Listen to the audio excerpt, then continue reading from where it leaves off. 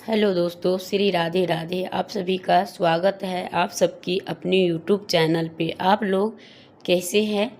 ठीक होंगे, स्वस्थ होंगे, मस्त होंगे।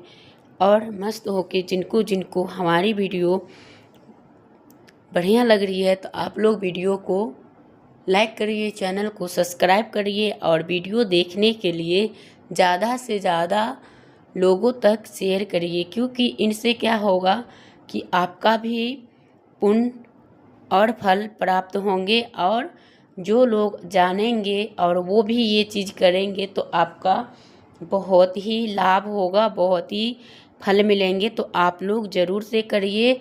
और जिनको माता सरस्वती का ज्ञान की देवी तो माता सरस्वती ही है, तो आप लोग अगर माता सरस्वती जी का अपनी माता मानते होंगे तो ज़रूर वीडियो को लाइक करेंगे और ज़्यादा से ज़्यादा शेयर करेंगे।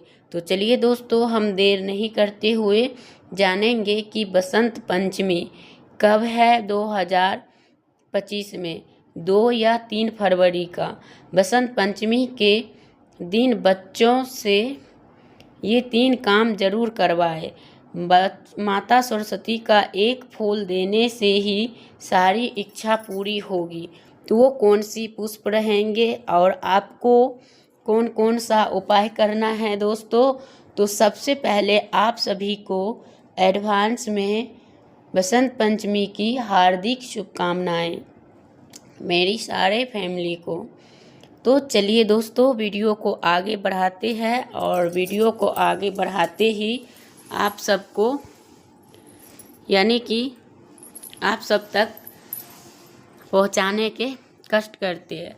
तो चलिए, जिनको अच्छा लग रहा हो तो ज़रूर से करिएगा, और जिनको अच्छा नहीं लगता हो और ज्ञान की देवी से मतलब आपको कोई दिक्कत हो, परेशानी हो, तो वही लोग ऐसे कार्य कर सकते हैं जो वीडियो को लाइक और शेयर नहीं करते हैं। तो चलिए दोस्तों, मैं देर नहीं करते हुए और अपना खास स्टार्ट करते हैं। तो वो है बसंत पंचमी कब है।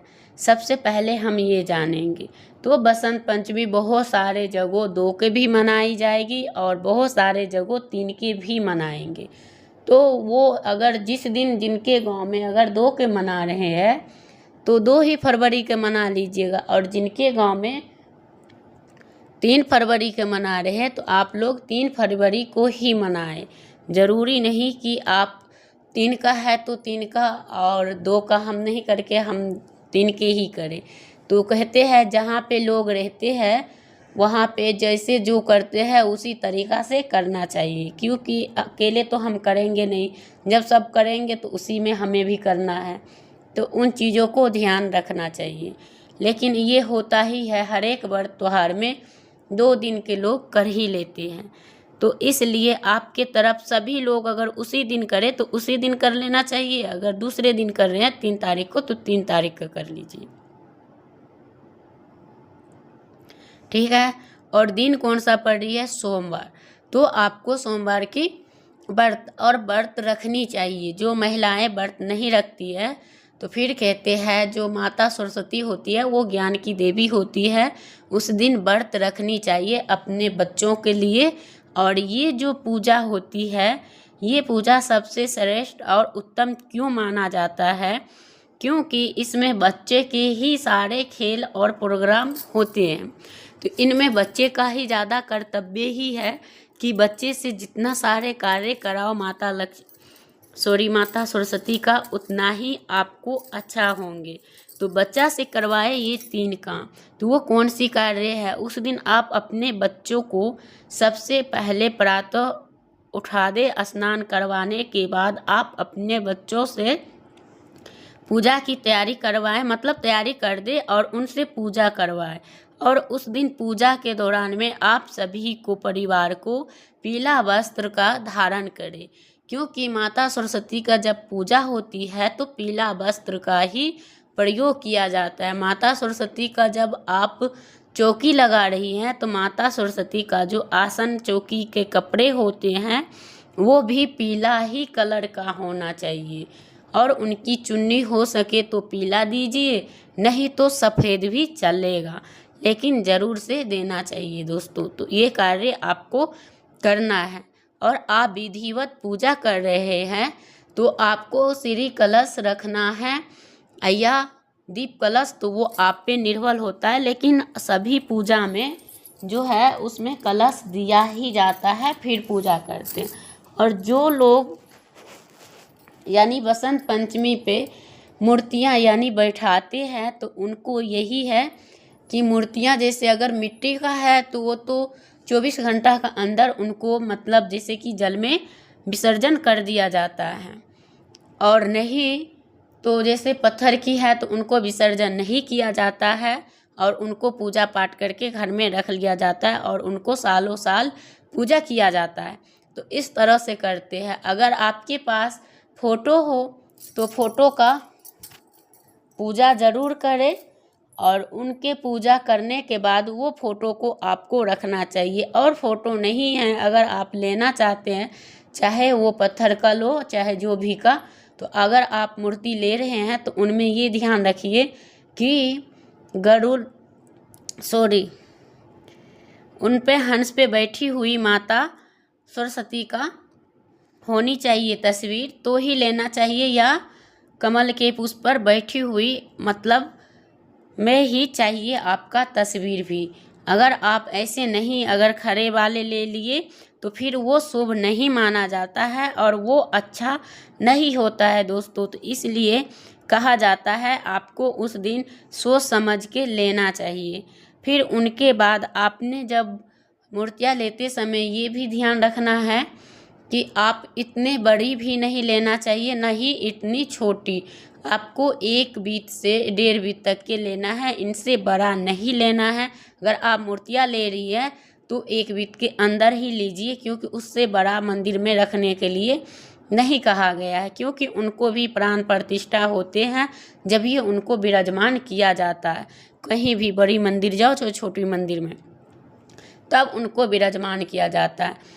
तो वो है, और उनका विधिवत पूजा करना चाहिए। और उन पूजों में जो है बहुत सारे चीज़ें की ज़रूरत होती है, जैसे कि उसमें शकरकंदी यानी कि एक सफ़ेद वाला शकरकंदी आते हैं, जो कि वो चीज़ यूपी बिहार में मिलता है, वो वाला शकरकंदी, और इनका भोग लगते हैं। और जैसे गाजर ये सब का सारे के काट कूट के फिर उनमें बूंदी यानी कि लड्डू की बेसन की बूंदी बनाए जाते हैं। इनका भोग लगाने के लिए प्रसाद तैयार किया जाता है, और उनके बाद उनके पूजा विधिवत होती है और अखंड ज्योत जलाए जाते हैं।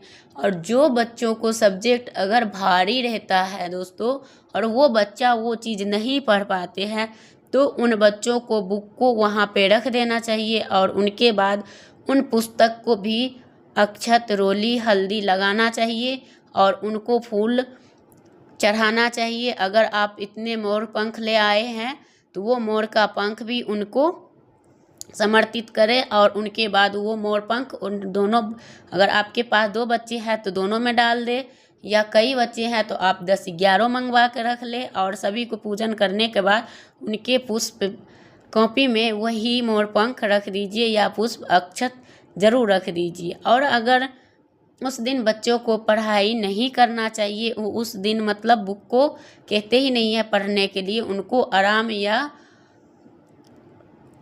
करना देना चाहिए। क्योंकि अगर आराम वो उस दिन ना मतलब जैसे कि हम लोग कभी कहीं जाते हैं तो उनको विश्राम करने देते हैं, तो उस दिन ऐसे ही सेम विश्राम करने की तौर पर छोड़ दे, उस दिन पढ़ाई नहीं होती है। अगर जिन भाई बहन के पेपर हैं तो उनको आप उसमें बीच में जाके पूजा पाठ कराने के बाद क्षमा याचना मांग के वो बुक उठा के उनको दे सकते हो, वो ताकि पेपर में जा सके। ये नहीं कि आप अगर मजबूरी है तो हमें तो ये कार्य करना ही चाहिए। अब ये हो गया। अब इनके बाद हम जा रहे हैं आगे, और जो संपूर्ण जानकारी है इनकी ये बताने। तो इससे पहले जो भाई बहन मेरी चैनल पे फर्स्ट टाइम आए हुए हैं उनसे यही है कि निवेदन कि आप लोग वीडियो को ज़्यादा से ज़्यादा शेयर करिए, चैनल को सब्सक्राइब करिए और वीडियो को लाइक करते जाइए, क्योंकि माता सरस्वती से कोई नहीं बचते हैं। तो चलिए जानते हैं आगे कि आगे का क्या है। तो यही 3 कार्य हैं जो आप अपने बच्चे से करवाएं। अगर आपका बच्चा पुस्तक पढ़ने लायक का है तो उनसे उस दिन सरस्वती चालीसा ज़रूर पढ़वाए और उनके बाद आरती पूजन सभी करना चाहिए। और आरती में कपूर का ही आरती करे तो सबसे अच्छा होता है। करने के बाद सारे घर में घुमा दे आरती के थाली तो बढ़िया होते हैं। और उनके बाद आपको क्या करना चाहिए, उस दिन आप अपने उस पूजे में आप जैसे आम का मोजर होता है, वो धान ये सब चढ़ाए जाते हैं। जो श्रृंगार का खोइछा का सामान होता है वो दिया जाता है। माता सरस्वती का खोइछ भी भरे जाते हैं। तो और वीडियो हम लाएंगे। अभी तो फिलहाल मैंने तो सोची वो कितने तारीख के है वो कंफर्म कर दूँ, फिर उनके बाद हम जो शुभ मुहूर्त ये होता है। और उसमें कोई पंचांग सब दिखाने की ज़रूरत नहीं होती है, उनमें सारे शुभ ही मुहूर्त रहते हैं। उस दिन आप बच्चों सबका जैसे कि अन्नप्राशन या शादी विवाह या आप सगाई ये सब सारे कारण मुंडन उड़न सब कुछ उस दिन सारे कार्य शुभता वाला कर सकते हो। आप जो चाहो वो कार्य ज़रूर करें। और इसलिए करना चाहिए दोस्तों कि जिससे आपके घर में माता लक्ष्मी सरस्वती जी के साथ आपके घर में निवास करे। और उस दिन बढ़िया से घर के सजा के मंदिर उंदिर को फिर पूजा पाठ करनी चाहिए। और इसमें भी बहुत सारे ऐसे भी प्रश्न होंगे कि जिनकी कोई शब्द नहीं और पूछने चाह रहे भी होंगे तो वो पूछ नहीं पा रहे होंगे। तो उनके लिए है कि आप जो महिलाएं पीरियड्स में है तो वो कैसे पूजा करेंगे। तो उनके लिए यही है कि अगर आप पीरियड्स में है तो ये पूजा तो बहुत ही अच्छी है जो कि बच्चे ही कर सकते हैं। तो आपके बच्चे अगर 5 साल 7 साल का है तो आप उनसे करवा सकते हो। और उसमें थोड़ा बहुत आप अपने हस्बैंड का सहारा ले सकते हो, क्योंकि वो अगर तैयार कर देते हैं तो बच्चे को बताने से अच्छे तरीके से पूजन कर लेते हैं। तो उनसे ही करवा लीजिएगा। और आप व्रत धारण जरूर करिएगा, क्योंकि ये पूजा जो होती है ना, माँ जो होती है ना, वही उनके लिए व्रत रख सकती है। और रखने के बाद आप शाम को जैसे कि संध्या काल में बहुत सारे लोग खा लेती हैं, लेकिन हमारे सबके यहाँ सभी माताएं रखती हैं व्रत तो बच्चों के लिए। तो आप लोग भी रख सकते हो। रखने के बाद शाम के टाइम आप संध्या आरती करके और आप उनको तब आप सात्विक भोजन में जो भी खाओ आप बना के खा सकते हो, उसमें कोई रोक टोक नहीं होता है दोस्तों। तो आपको ज़रूर से करनी चाहिए। और उनके साथ साथ आपको एक और जो कार्य है वो है, उस दिन अगर आपको सरसों का फूल मिल जाता है तो उससे आपकी जो इच्छा कभी नहीं पूरी हुई है, चाहे वो आपका बच्चा पढ़ने में कमज़ोर हो या आप कितने बार समझा बुझा लिए, कितने बार कह दिए, अगर वो नहीं सुन रहा है, नहीं बात मान रहे हैं, बहुत सारे शरारती करता रहता है, तो उनके लिए ये उपाय ज़रूर करें कि उस दिन आप कम से कम 11 या 21 सरसों के पुष्प ज़रूर तोड़ के लाए और माता रानी के चरण में चढ़ाए और उनसे विनती करके अपनी सारे मनोकामना बोलते हुए बोल दे। फिर उनके बाद आप देखिएगा कि आपका बच्चा कैसे भागते भागते पढ़ने लग जाते हैं और किस तरह से आपका सारे बात मानेंगे और किस तरह से आपके बच्चे को दिमाग तेज हो जाएगा कि आपको कहने की कोई ऐसी नौबत नहीं आएगी दोस्तों। तो यही सब करना होता है। और उस दिन जो कार्य नहीं करना है वो कौन सी कार्य, जैसे कि हमें बच्चों को उस दिन मार पीट नहीं करना चाहिए, बच्चे के साथ डांट दबा नहीं देना चाहिए। उस दिन बच्चों को खुला आज़ादी की तरह छोड़ देना चाहिए और वो जो कार्य खेल रहे हैं कूद रहे हैं तो उनको एक दिन के लिए मस्ती करने दीजिए और उनके बाद आपको वही कार्य सब अपनाना है। और उस दिन आपको आसपास में माता सरस्वती है तो उनका भी दर्शन करवा सकते हैं। ज़रूरी नहीं कि आपके घर में किए तो आप वहाँ नहीं जा सकती है, तो आप वहाँ भी जाके कर सकती है। और उस दिन बहुत धूमधाम से होते हैं, तो बहुत सारे लोग घूमने फिरने भी जाते हैं और बहुत सारे जगह ऐसे ही होते हैं तो घर घर में ही हो जाता है, तो वो लोग वैसे ही कर लेते हैं। तो यही है। और इनके साथ साथ आप सभी को इन पूजा के दौरान इसमें जो होती है, जो बसंत पंचमी की पूजा, सबसे इसमें श्रेष्ठ कौन सा फल का प्रसाद जरूरी और श्रेष्ठ होती है, तो इसमें जो है बैर का जो फल होता है, बैर के फल के बिना इनका पूजा मतलब अधूरी मानी जाती है। आपको 2 दिन 4 दिन पहले से ही बैर खरीद के रख ले, अगर उस समय नहीं मिल पाए तो, क्योंकि इनका पूजा इनके बिना अधूरी हो जाता है। जैसे कि आप लोग ने देखे संकट चतुर्थी में, तो उसमें भी बैरों का महत्व है और इनमें भी है। तो आप लोग का इन चीज़ों का ध्यान रखना है और आपको करना चाहिए। तो जो लोग ध्यान रखते हैं वही करते हैं, और जो लोग नहीं रखते हैं तो उनको कैसे पता चलेगा कि हाँ हमें ये कार्य करनी है।